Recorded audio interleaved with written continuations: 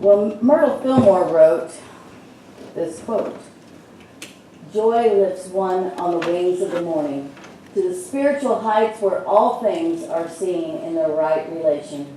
Count it all joy." And we all know that this time of year can be super joy-filled, or it can be less than joyful, depending on where we are and how we view our circumstances. But today is the fourth Sunday in Advent, and we're going to discover why joy is an important aspect of Christmas and why we must find and share joy in our everyday living. But of course, we always begin with our statements of truth. Together, please. I am the child of God. I am deserving of good in my life. I am accepting my good now.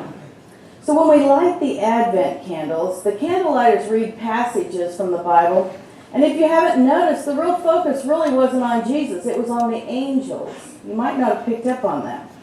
But it is about the angels bringing good news or joy to the people and to the situation. And this message is even good for us today, isn't it? To bring joy to every situation. It is about the fact that no matter what is being revealed, the key is the underlying joy in each and everything and in our own hearts and souls. Think about this passage from Luke 2, 6 and 7. "The time came for her to deliver her child, and she gave birth to her firstborn son and wrapped him in bands of cloth and laid him in a manger because there was no place for them in the inn." Now to me, this does not sound like a joy-filled experience for an unwed mother, out in the cold. Yeah. But it was after these words that it was written that the shepherds went to see the baby because angels had told them to go see the baby.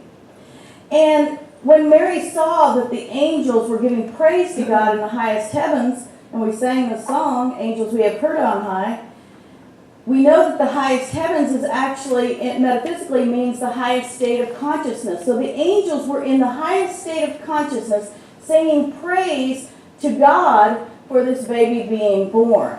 And it is written that but Mary treasured all these words and pondered them in her heart. And I think when Mary treasured the word, she was actually beginning to feel the joy of the birth of her son. I mean, I think it was probably, prior to that, she probably was stressed out and thinking, I'm having this baby, the baby's born, all I have are these cloths, I have to lay him in the manger, we're not even in an inn, we're, out here with the animal doo-doo and all that kind of stuff. I mean, it's hard times. And then the angels are in this accelerated state of consciousness, and she feels that in her heart. She feels the joy of this baby being born. And I think if you've ever been through childbirth, there is a point during that childbirth where you're not very happy. You could even be saying a few choice words, screaming bloody murder.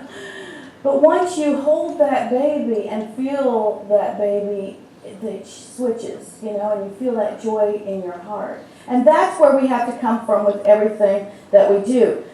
But back to the angels, because in the revealing word, an angel is a messenger from God, the projection into consciousness of a spiritual idea, such as joy or love, direct from the fountainhead or God. And this is from the revealing word. How many people believe in angels? I do.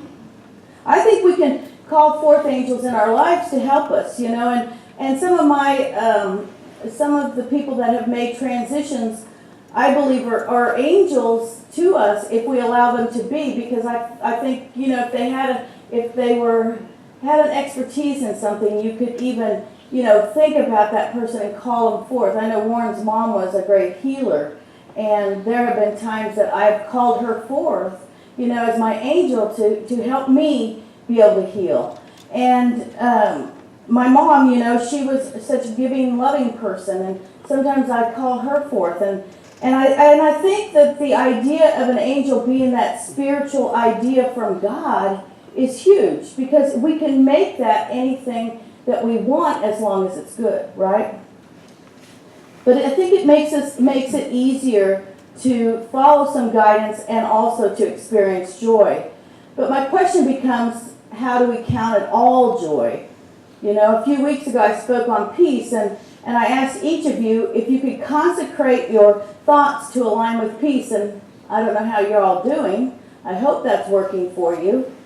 But I also asked you, are we willing to wake up every morning and turn within and give our every thought to God? And I don't know if you've been thinking about that since I did that message, but I have been. I mean, every morning when I wake up, I say to myself, I'm consecrating my every thought to God. And it changes everything. It changes just getting out of bed, actually. You know? It brings forth that joy and that love, and all of those spiritual ideas come rushing forth, and it makes it easier to move through their day. And you see, if you said yes to that question, then it's easy to count it all joy. It makes it so much easier to count it all joy. But what happens with us?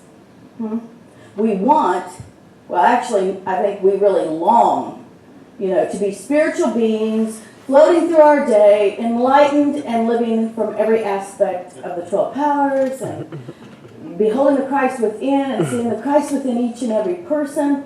And we make that commitment maybe to ourselves to do that, and then the coffee's too hot, and you burn your tongue, you don't even get out the door, all those things. But, for me, I want to stop the madness. I don't want to go to those places where I'm in reactionary mode all the time. I want to stop it. And I want to know beyond knowing that everything is bringing forth joy. Because joy, peace, love, all of the faith, all of those 4 aspects of Advent, if we aligned with those, we would be floating along enlightened beings without reacting to anything. But I think sometimes what happens with joy is that we doubt our good. We doubt that something could be joyful. I mean, do you find yourselves doubting your good sometimes? Or not experiencing joy when you know you should be experiencing joy?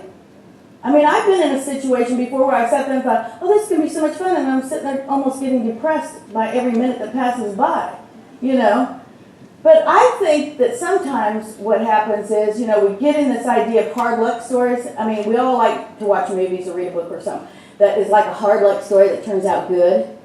And I think that's our not nature, but our aspect of ourselves, that we want to see the good in things, but sometimes we struggle. I know I was, the other day let me put up this one. I was decorating the tree, this is the skinny tree, I call it. It's not our full tree. A couple of years ago, I bought the skinny tree so I wouldn't have to put up all the decorations. But anyway, because you start getting that guilt if you don't put them all up. It's like, oh, I better keep going. Anyway, so I was decorating the tree the other day, and I was singing Christmas carols. I was just tooling along, getting them all up, looking at all the ornaments.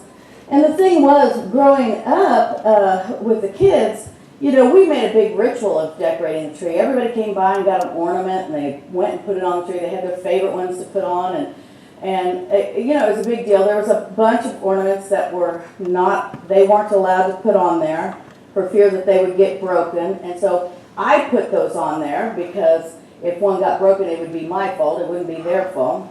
But, every year you always have one that crashes to the floor, and you just chalk it up to, hey, it's okay, it's no big deal, get the broom, sweep it up. But I was working away, I started decorating, I started thinking about this, about how the kids were always, enjoying decorating. I started getting kind of sad, I was trying to sing Christmas carols and be happy, but I started getting kind of sad because I was there by myself decorating the tree. And this wasn't the first year I decorated the tree by myself, but it's the first year that it really impacted me like this. And then I started to cry. And I thought, this is just silly. I love decorating the tree. I love Christmas. Why am I crying? This is just not good.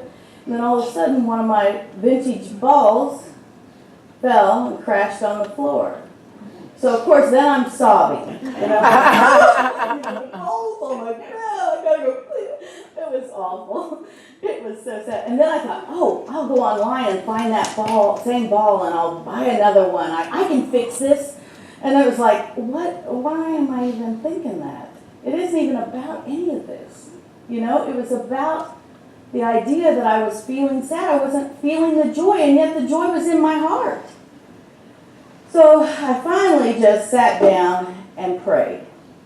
And I said to myself, "So, why are you crying? Why is this so upsetting?" And, we know that self-talk is good sometimes. It's not like I'm crazy or anything. But I realized the broken ball just compounded the feelings I was having of the sadness that people weren't there doing it with me, and that it wasn't the same thing. And then I said, "This is just silliness." But I took another breath and I said some more prayers, and I realized that joy and grief can come together. And Nancy Burns, she's an author, a speaker, and a professor of sociology. She says there's freedom in knowing you can carry joy and grief together. And we don't ever think about that. We think if we are grieving or we are sad about something, then that's not who we are supposed to be or how we're supposed to be. But it's okay to be sad sometimes. It's okay to grieve sometimes. It's okay to cry. And that ball smashing on the floor, I just needed to let it go. I just needed to let the waterworks go and let go of all that I was feeling and say, "Hey, I still have the joy in my heart and soul. That can't be taken away." All the memories of those Christmas balls were from my parents' tree before I was even born, so you know how old they were. And, those memories can't be taken away. Of us all putting them on the tree, my 9 brothers and sisters and I all putting them on the tree, can't be taken away that my kids put decorations on the tree. None of this stuff can be taken away because it's in my memory. It's in my heart and soul. I know the joy that I felt through all of this. But the grieving comes, I think, just because it is kind of like it's kind of like the yin and yang, And we go through this so many times in our lives. A loved one might be failing in health and in a lot of pain, and we say, "Oh, it would be a blessing for them to make their transition." And then when they do, we have to grieve and we feel sad and we go through that. And our children get married. We're so joyful when that happens, and yet, we're sad because we know it's never going to be the same. And not that we're not happy for them or that we don't wish the best for them. It's just different. And we could change jobs. I'm thrilled with our new job. But then we might be grieving the fact that we don't get to be around our old coworkers anymore. And that can be a struggle. But in every opportunity, we can see more opportunities to bring forth joy once again in our lives when we look at it as in a way that we're bringing forth a higher awareness in the situation. Thus, the angels. The angels having a higher consciousness brought that energy to Mary. And then Mary experienced it, and everybody was experiencing it that came to that to the stable. And we can use this as an opportunity to do something different. If your loved one made the transition and you feel really torn about that, you could start a memorial fund for some project that that they would feel blessed with. When our children get married, a lot of times they end up starting to have children of their own, and we get to experience the grandchildren. And perhaps we find ways to connect with our old coworkers or old friends from college or high school, that we miss, or even just picking up the phone. Sometimes just getting a letter or card from somebody makes that connection where you're bringing forth the joy in the memories that you have found. And every year that I decorate the tree, if I drop a ball and it breaks, from here on out, I feel like it's going to be a joyful thing. I'll probably laugh because I'll probably remember how many balls we've broken over the years, and you just chalk it up to life experience. And every year of decorating the tree cannot be erased from my mind, just like I'm sure all of you have had the same experience. And every year that I put up the tree, if I put up my skinny tree, I can count it all joy, can't I? It's up to me to be able to do that. And when each of us seek out joy in every situation and circumstance, that's when we begin to feel that joy that's so deep in our hearts, that joy that is naturally there.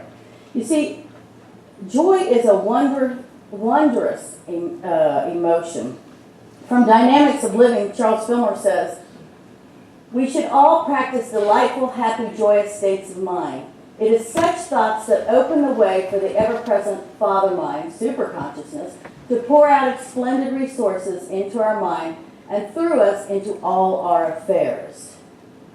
Just changing the way we think, just bringing forth that joy and happiness, we can change everything.